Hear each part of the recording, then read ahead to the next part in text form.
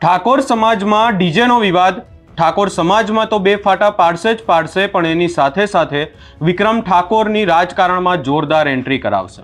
અમે આવું કેમ કહી રહ્યા છે એની ચર્ચા આ વિડીયોમાં। નમસ્કાર, હું છું ઉજ્જવલ અને આપ જોઈ રહ્યા છો નિર્ભય ન્યૂઝ।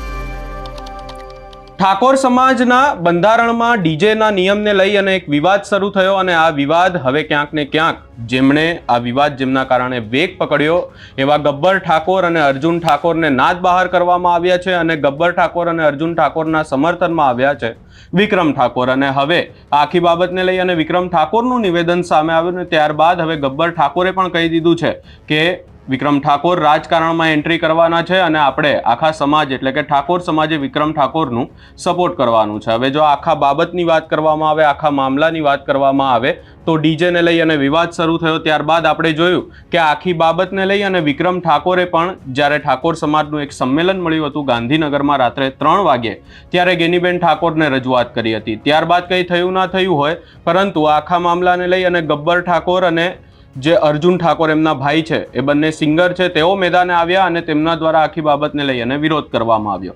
આખરે આ વિરોધ રાજકારણ સુધી પહોંચ્યો છે અને ગબ્બર ઠાકોર દ્વારા આખી બાબતને લઈ અને વિક્રમ ઠાકોરના રાજકારણને લઈ અને શું કહેવામાં આવ્યું, સૌપ્રથમ એ સાંભળી લઈએ। મારો હક સુપરસ્ટાર વિક્રમ ઠાકોર ન્યૂઝ ચાલી રહ્યું છે। 6 મહિના 12 મહિના 2 મહિના 3 મહિના ગમે ત્યારે મારો ભાઈ રાજકારણમાં આવશે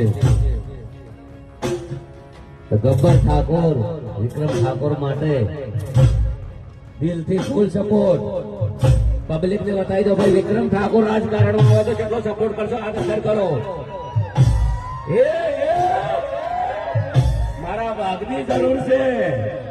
હા, જય હો જય હો। મારો હક સુપરસ્ટાર વિક્રમ ઠાકોર ન્યૂઝ ચાલી રહ્યું છે। 6 મહિના 12 મહિના 2 મહિના 3 મહિના ગમે ત્યારે મારો ભાઈ રાજકારણમાં આવશે તો ગબ્બર ઠાકોર વિક્રમ ઠાકોર માટે દિલથી ફૂલ સપોર્ટ। પબ્લિકને બતાવી દો ભાઈ, વિક્રમ ઠાકોર રાજકારણમાં આવે તો કેટલો સપોર્ટ કરશો આ શેર કરો। મારા ભાગની જરૂર છે। હા, જય હો જય હો।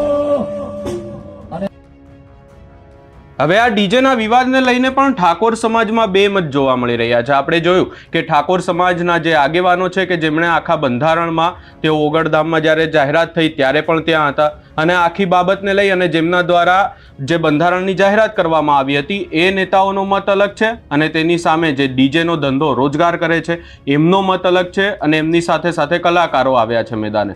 વિક્રમ ઠાકોરની જો વાત કરવામાં આવે તો આપણને ખબર છે કે વિક્રમ ઠાકોર છેલ્લા કેટલાય સમયથી રાજકારણને લઈ અને નિવેદન આપે છે અને કેટલાય સમયથી ચર્ચાઓ થઈ રહી છે કે વિક્રમ ઠાકોર રાજકારણમાં આવશે।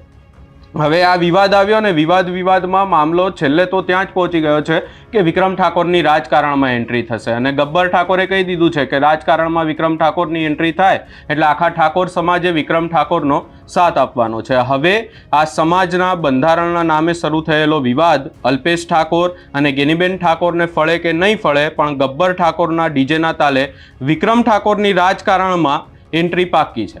આ આખી બાબતને લઈ અને તમારો શું અભિપ્રાય છે અમને કમેન્ટ કરી જરૂર જણાવશો। અમારી ચેનલ નિર્ભય ન્યૂઝને લાઇક, શેર, સબસ્ક્રાઇબ કરવાનું ભૂલશો નહીં।